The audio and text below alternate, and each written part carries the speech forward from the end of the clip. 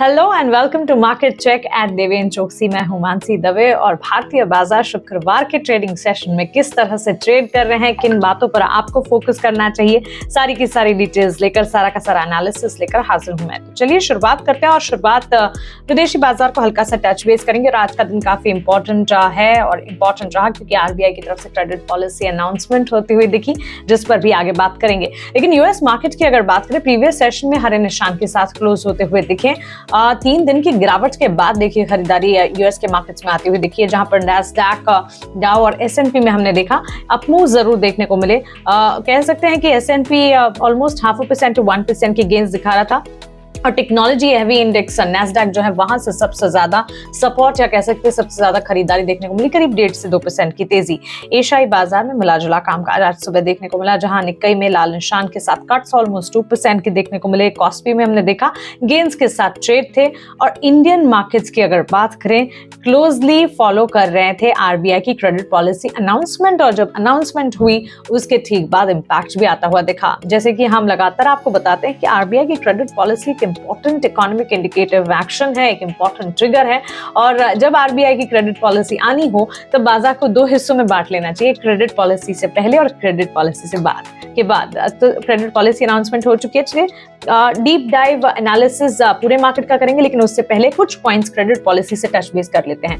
RBI की monetary policy committee ने repo rate को मेंटेन करते हुए रेपो रेट को अनचेंज रखा at 6.5%। Again FY24 CPI estimate को भी अनचेंज रखा गया 5.4% पर। FY24 के रियल जीडीपी ग्रोथ फोरकास्ट को बढ़ाया गया 6.5% से 7% पर।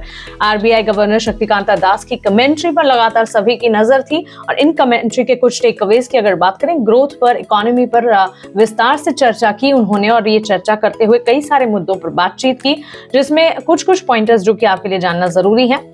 यूपीआई पेमेंट की limit for hospital and education payments को बढ़ाने की बात टू 5 लाख रुपीस पर ट्रांजैक्शन। इसके अलावा डिसाइड किया गया है कि फ्रेमवर्क फॉर वेब एग्रीगेशन जो है ऑफ लोन प्रोडक्ट्स उसे एक तरह से स्ट्रीमलाइन किया जाए।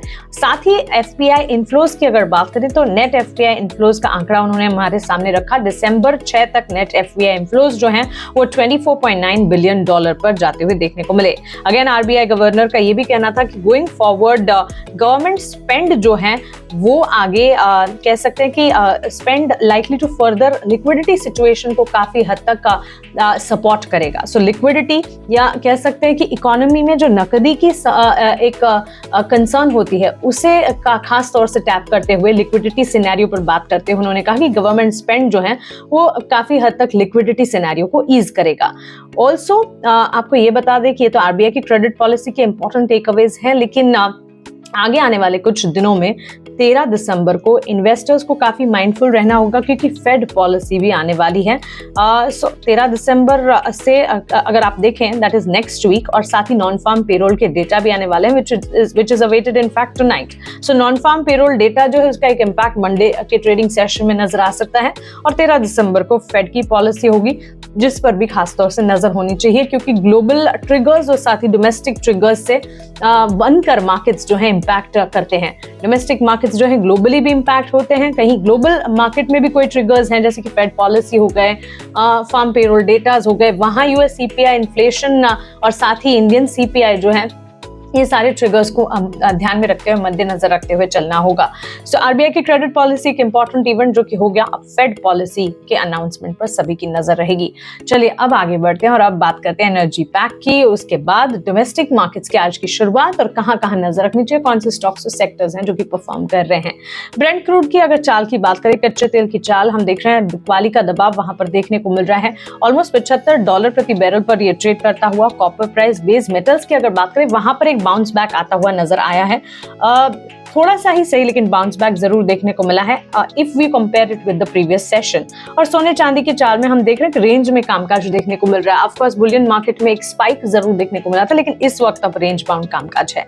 तो ये सारी चीजें और उसके साथ अब इंडियन मार्केट्स की स्थिति कैसी है, देखिए खुले थे पॉजिटिव मार्केट्स, हमने देखा करीब 50 अंकों की मजबूती के साथ, क्योंकि गिफ्ट निफ्टी ने भी इंडिकेट किया था, ऑफ कोर्स हरे निशान के साथ वहां पर पॉजिटिविटी थी, उससे इंडिकेशन था कि भारतीय बाजार को भी सपोर्ट मिलेगा। हल्का सपोर्ट जरूर मिला और इसी के चलते मार्केट्स खरीदारी पर खुले। तब टॉप गेनर्स की अगर बात करें, JSW स्टील करीब 2-2.5% की तेज दिखा रहा था। यूपीएल में भी हमने देखा 2% की मजबूती। HCL टेक्नोलॉजीज भी 1.25% की तेजी पर ट्रेड कर रहे थे।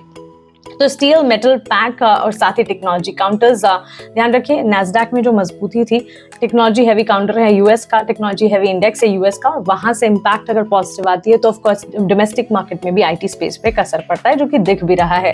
ऑन द कॉन्ट्ररी अगर आप देखेंगे स्टॉक्स जो कि लूज कर रहे थे, कमजोरी दिखा रहे थे, doctor Reddy's, SBI, Bajaj finance जैसे स्टॉक्स में माइनर कट्स थे। तो कह सकते हैं कि हेल्थ केयर, डायग्नोस्टिक, फार्मा जो है वो सपोर्ट इस वक्त नहीं कर रहे हैं, या एक ब्रेक या ब्रीदर ले रहे हैं, फ्राइडे मूड में है।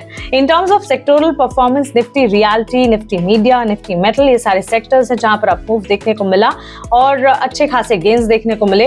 While Nifty pharma, Nifty auto and financial services में हमने देखा कि गेन्स जो थे कमजोर थे, या कह सकते कि वो इतने ज्यादा अच्छे से परफॉर्म नहीं कर रहे थे जैसे कि रियलिटी, मीडिया और मेटल्स परफॉर्म कर रहे थे। In terms of broader markets, Nifty micro cap में अगर आप देखेंगे वहां गेन्स नजर आ रहे हैं नियरली 1% के ड्यूरिंग द ओपनिंग आवर्स। लगातार हम आपको कहते भी हैं ब्रॉडर मार्केट्स पर नजर रखें, mid cap, small cap, micro cap जैसे कई सारे इन इंडेक्सेस में कई सारे स्टॉक्स है, कई सारे सेक्टर्स हैं जो कि काफी अच्छे साबित होते हुए दिखे हैं, और आने वाले दिनों में भी ब्रॉडर मार्केट्स में काफी अच्छा कह सकते हैं कि फ्यूचर नजर आता है। तो ब्रॉडर मार्केट्स की चुनिंदा स्पेसेस पर खासतौर से नजर रखनी चाहिए।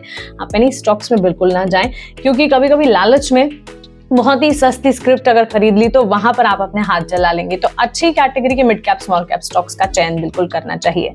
अब आ जाइए सीधा स्टॉक स्पेसिफिक मूव्स पर।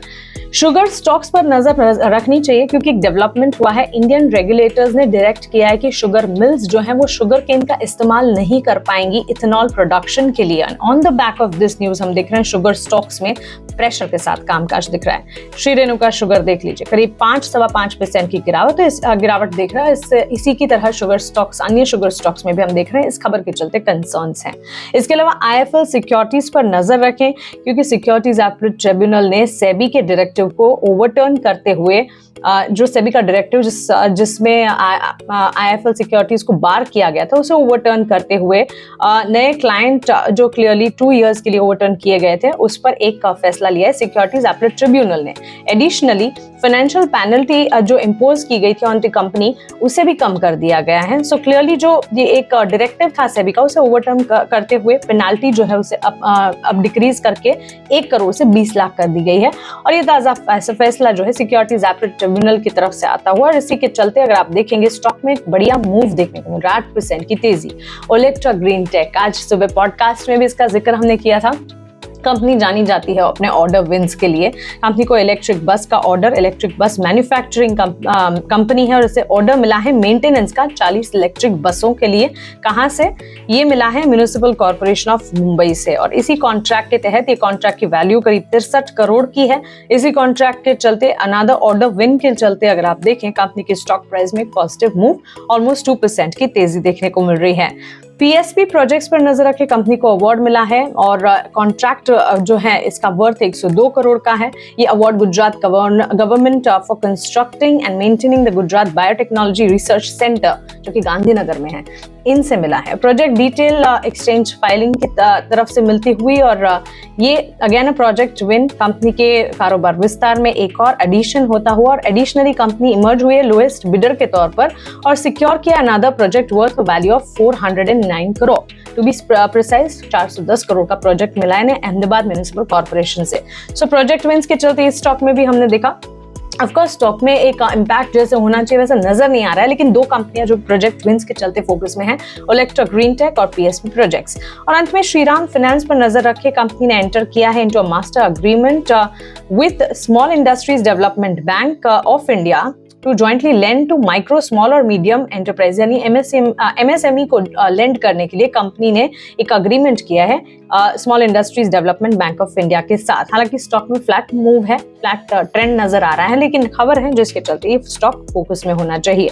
सो क्लियरली मार्केट का अंडरटोन आज RBI की क्रेडिट पॉलिसी ने तय किया। RBI की क्रेडिट पॉलिसी से ठीक पहले बाजार खुले पॉजिटिव स्टांस के साथ, डोमेस्टिक मार्केट्स का अंडरटोन पॉजिटिव है। और क्रेडिट पॉलिसी की अगर बात करें, इंपॉर्टेंट टेकअवेज का एक क्रक्स हमने आपके सामने रखा। मॉनेटरी पॉलिसी कमेटी की 3 दिवसीय बैठक के ठीक बाद जो क्रेडिट पॉलिसी आई, उसमें इंटरेस्ट रेट को ना बदलते हुए 6.5% रखा गया। बाजार की चाल पर भरोसा रखें, क्योंकि अंडरटोन मार्केट्स का लंबी अवधि के लिए डोमेस्टिक मार्केट्स का काफी हद तक पॉजिटिव है। उम्मीद करते हैं कि हमारी एनालिसिस आपको पसंद आ रही होगी। शुक्रिया।